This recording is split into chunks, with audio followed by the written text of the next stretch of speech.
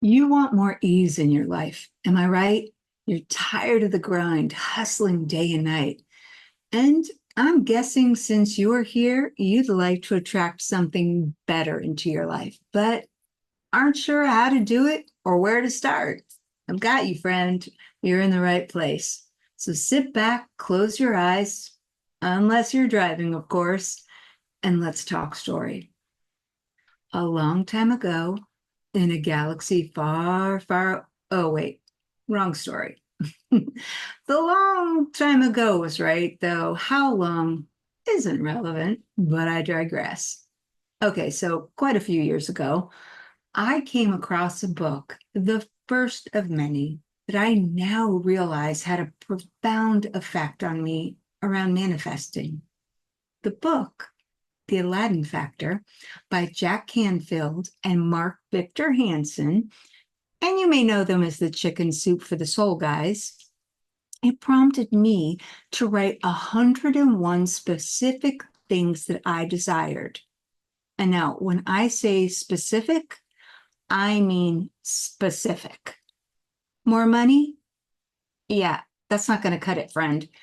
Someone could come along, hand me $1, et voila, I have more money. So this book opened my eyes to the fact that in order to get what we want, we need to first be very clear about what that was. So in my naivete, sitting in my then rental with my then husband, because this was, like I said, a long, long time ago, and my, at the time, very young children, I carefully wrote on my list the house I wanted in great, exacting detail, amongst many other things. Now, we were making ends meet, but didn't have enough money for any discretionary extravagances. So the house I conjured up in my head, though it aligned well with the needs of my family, it did seem to be out of reach. Here's the funny thing, though. While I was writing about that house with that exacting detail, envisioning the way that I did, I pictured myself and my kids there. I saw them playing in the pool. I saw them playing in their rooms and eating in the kitchen. And the feeling I had with every line I wrote about that house was so comfortable and it was really familiar. And it made me smile the entire time I was writing about it. Now, when I tell you exacting detail, I mean, I wrote about the number of bedrooms, bathrooms. I wrote that it was a tri-level home, that it had a mixture of carpet and tile. Okay, yeah, you can cringe now, I know, but this was back in the day where this was the norm. I wrote about the garage details. I wrote about the laundry room and on and on and on. I kid you not. I mean, I even had carpet color choices listed on there that were not the norm. That, well, I'll get to that in a second. But this list was something that initially I looked over frequently. Then, as the kids and life intervened, the list went where all good intentions and lists sometimes do, somewhere left to languish on a bookshelf. Or so I thought. About a year later, my then husband found out that oops, we'll cut that out in the audio. Sorry about the video.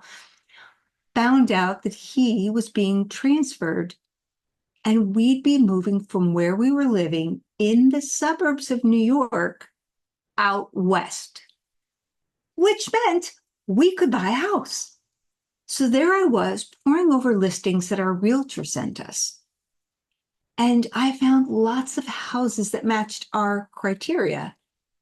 But after arriving in our new city and touring them, the one we ultimately chose, I discovered, matched the house I wrote on my list to a T. I was freaking floored. Now, not only that, but I also realized while not everything on my list had come to fruition, so many things had. In particular, the things that I had real clarity on, and unbeknownst to me, those that I had genuine conviction about, those are the things that manifested. You can imagine that ever since I have been a list writer. So you may be thinking, great, Debbie, but what does this have to do with me? Good question, friend. It has absolutely everything to do with you. I want you to think about this for a second. And I know initially it's going to feel like, no, I haven't. For some of you, automatically you were like, yeah, I've had a similar experience to that. So for those of you that it didn't come to mind to immediately, has anything similar to that happened to you where you either thought about it in real detail and the feeling with it, and then all of a sudden, like, wham, it happened. Maybe you had a dream about it, right? And then boom, next thing you know, or months or a year later, that thing actually occurred. Because I'm pretty sure that's probably happened to you. And even if you can't think of something right away, I'll bet it'll come to you when you least expect it. Like that trivia answer you couldn't think of during the game, or the thing you wanted to tell your friend Katie that was on the tip of your tongue and stayed stuck there, likely until 2 a.m. when you sat bolt right up in bed, remembering what it was, cursing Katie's name for not being able to fall back asleep. No worries. In future podcasts, I will have tips and tricks for that too, about falling back asleep and unlocking your brain, so that can help a little bit. I told you, I've got you. Also, for my friend Katie, who may be listening, I've really never cursed your name at 2 a.m. Maybe grumbled slightly, but never, ever cursed you when I ultimately remembered that thing that I wanted to tell you but couldn't remember. So, whether you can think of it right now, we've all manifested something into our lives, whether we realized it or not. The thing now is to know how to do it so we can do it more efficiently and more often. Are you with me? And if you're multitasking right now, I need you to come back to me. There's two important things I need you to know right here, right now. First, a grateful heart is a magnet for miracles. Now, this one goes without explanation, but it's the core of your manifesting foundation. So I'll say it again. A grateful heart is a magnet for miracles. And secondly, while this is probably the long route analogy, but stick with me on this one, I'd like for you to think of yourself as a business for a second. There's the you as the inside of your business, meaning you control the internal workings of you and your business. And conversely, there's the external component to your business, everything you're at the mercy of. So this is where the laws of attraction and assumption intersect, because that's the second thing I needed you to understand. And while we don't have the time to go as deeply here as we do in future trainings, we all do know that everything is energy. And because of that, we each vibrate at certain energetic frequencies, which then is important for us to understand that our internal ability to change our energetic vibration, which aligns with the law of attraction, meaning like vibrations attracting like vibrations, gives us the opportunity to, as Wayne Dyer so eloquently said, you'll see it when you believe it. Wait, hold up, Debbie. You've lost me now. I can hear you saying that in your head. Not all of you, some of you. What in the world are you talking about? Where did the conversation veer off towards my vibrations? What? Okay, Frank, I feel you. See what I did there? We're getting to the woo now. Don't let me lose you, because I want you to dip your toe in the woo water. You will be just fine. Or, you can snatch that foot right back out and keep living the life it was the way it was before. But I don't think that's what you want to do. You are a brave and courageous soul looking to do something different. And as my mentor Amy shortened it to, we're going to DSD our way through this. That's right, DSD, do something different. Are you ready? Well, good, let's go. First one, we got to align your manifesting flow. And what do I mean by that? Well, the law of assumption is essentially as within, so without, which means your internal world becomes projected externally. The law of attraction, like we said, is basically what we're projecting outwardly. What will attract to us. So for simplicity's sake, I want you to picture yourself now as a radio station. You're WYOU, the hottest radio station on the FM dial, baby, that's you. And the listeners you attract solely depend on the radio frequency you transmit. Now, if you transmit lower frequencies, you're going to attract listeners who are crabby, grumpy, bitter, negative Niles. Apologies to all Niles currently listening, who endlessly complain. The FCC is going to allot you a very low megahertz station to be in line with you and your listeners. You're going to be WYOU 87.9. But if you're aligned in your heart, mind, and soul through a lens of love, compassion, your values, your boundaries, and you're doing your work, the WYOU station, 99.7 listeners that you'll attract will be vibrant, solution-seeking, behavior-changing, boundary-instilled, good feeling, because it's good to feel good listeners. Listeners like yourself who understand that life has its difficulties every day, but it's how we respond to these moments that make the difference in how life and the universe show up, because ultimately the universe manifests what we think. And as I've paraphrased from the great wisdom, as you choose your thoughts, you choose your life. Now, does this mean we have to be Pollyanna-like all the time? No. And I would imagine many of you may have had the words toxic positivity pop into your mind like a red flag. So let's dive into that a bit. Toxic positivity, according to psychologist and associate teaching professor Tabitha Kirkland at the University of Washington's Department of Psychology, said is a way of responding to your own or someone else's suffering that comes across as a lack of empathy, dismissing emotions instead of affirming them, that could come from a place of discomfort. Okay, so she goes on to explain that while we're not intending to cause harm, toxic positivity often happens when we want to make someone else feel better.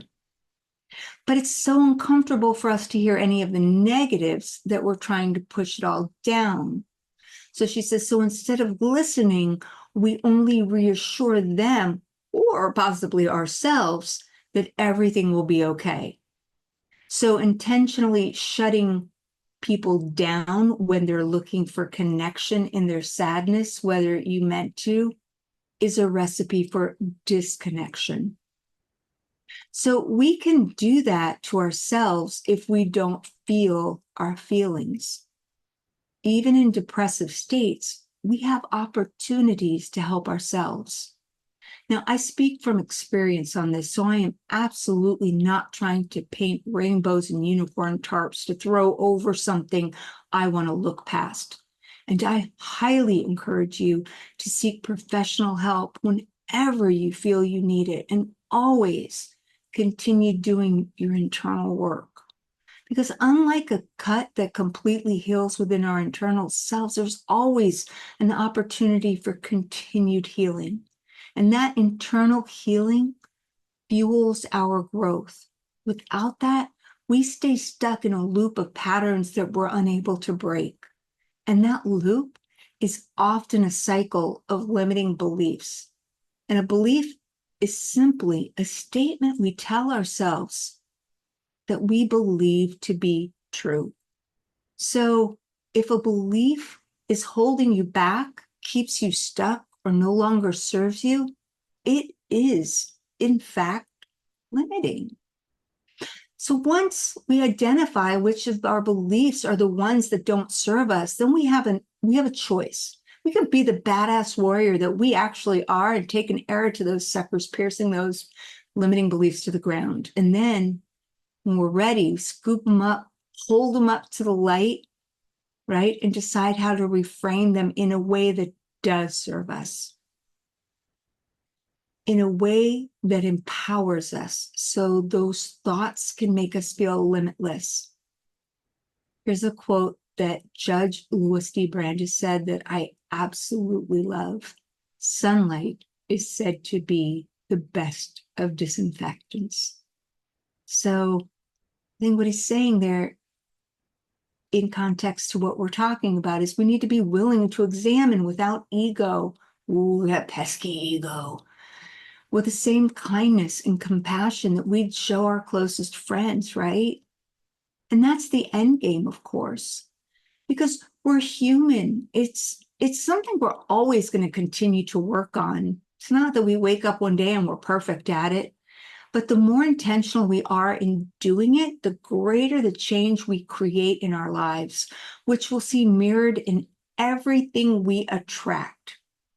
Short version, when we feel ourselves slipping towards the 87.9 end of the radio dial, when we recognize the negative thoughts that are more than the occasional reality check or self-criticism that can motivate us, we realize that there are so many ways for us to flip our frequency towards the 99.7 spectrum and higher. Well, that's where it is. And I'm going to share with you just one of the simple, easy ways to flip that frequency that's based on neuroscience. Now, here is a simple axiom that you can remember. Mood follows action. I'll say it again. Mood follows action. That simply means when you're noticing a negative thought spiral starting, or you're smack dab in the middle of beating yourself up about something, the fastest way to turn off negative thinking or overthinking is using this method, is not trying to reframe, I know, or think about it differently. Because as Jim Quick says, what you resist persists. So instead, what we're going to do here is actually place ourselves into action, because mood follows action. And if those negative thoughts are creating anxiety, they're creating negativity. They're tuning your FM radio dial down. Now, you'd think this would be a great time to bust out the journal and unpack this. And you're right, but that's a great second step. The first step is creating an environment that will allow you to have more positive emotions naturally. So where you can get the chemistry out of the way is by placing yourself into a state of motion that will change the way you're perceiving those negative thoughts. Because remember, nothing is good or bad. Thinking and associations to the patterns allow us to feel that negativity. So you need to get into a new action in a new environment to express those thoughts and feelings differently. I'll give you an example. So if I'm sitting on the couch, right, and I'm realizing that I'm going down a rabbit hole about something I said or did, ooh, we don't like that, or even something someone else said or did, and I will literally say to myself, mood follows action, because it takes my brain out of the DMN, the default mode network, and into the central executive network, the CEN. So the DMN, or as they like to say, the me network, is our internal mental state processes. It's activated during our resting state and responsible for social and emotional processing. So worry and rumination fall under this region of our brain, as well as imaginative thoughts, past, present, and future. So, in order to switch into the region of my brain responsible for tasks, decision making, and problem solving, aka the external mind, I need to physically do something. And I want to be intentional by creating an environment that allows for me to have more positive emotions naturally. So I need to take myself from the place I was ruminating there on the couch to somewhere where I can take action that will have my mood enhanced and elevated naturally following it. So now, spiritually speaking, here's the woo again. The ideal place would be for us to head outdoors. Even if it's for a quick 5 to 10 minute walk, filling our lungs with fresh air and sunshine on our faces, or even feeling the grass beneath us, is going to be the best thing, right? The great medicine. Now, if we can sit on the ground or feel that grass beneath our actual feet, we should take it, because the feeling of the ground is simply restorative.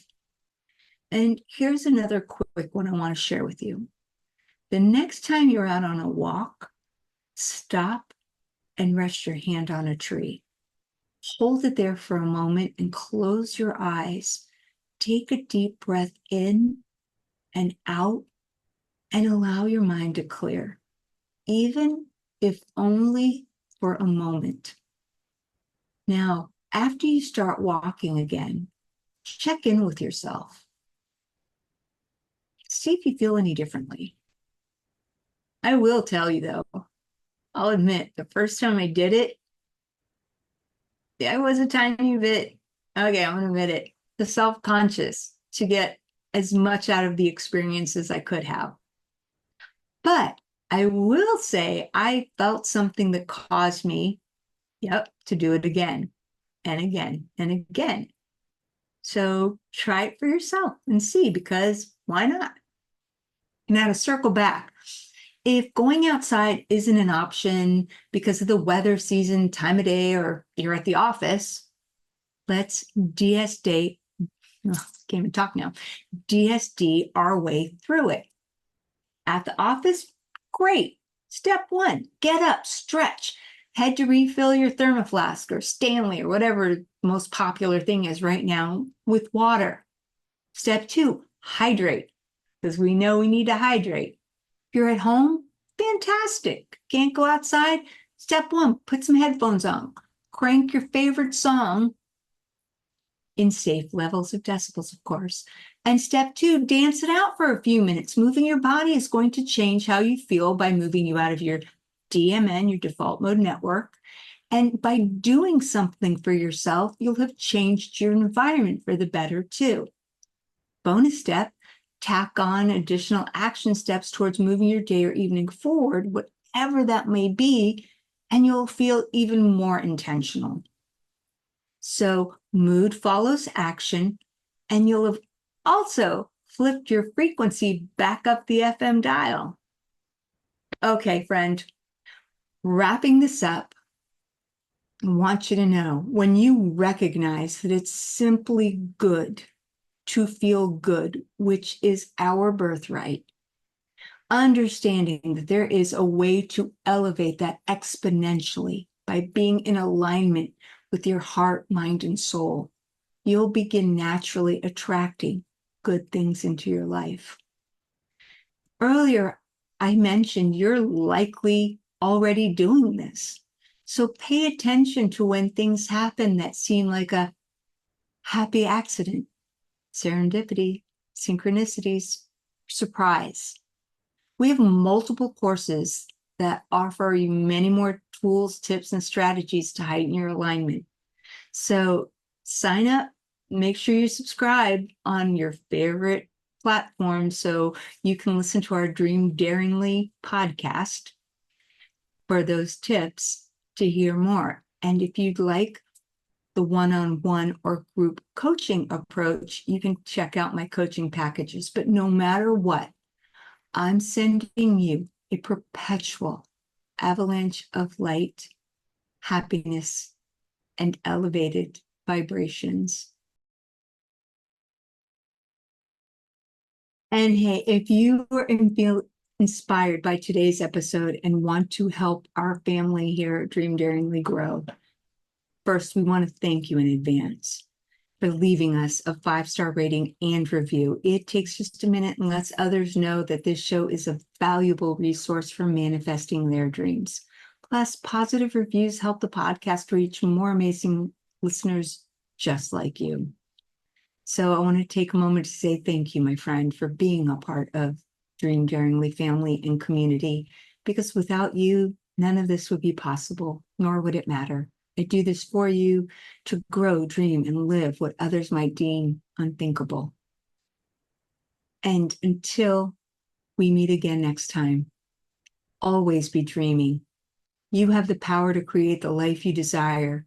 And by taking that first step, creating new neural pathways, taking inspired action, you'll manifest your limitless dreams into existence. Until we meet again, bye for now.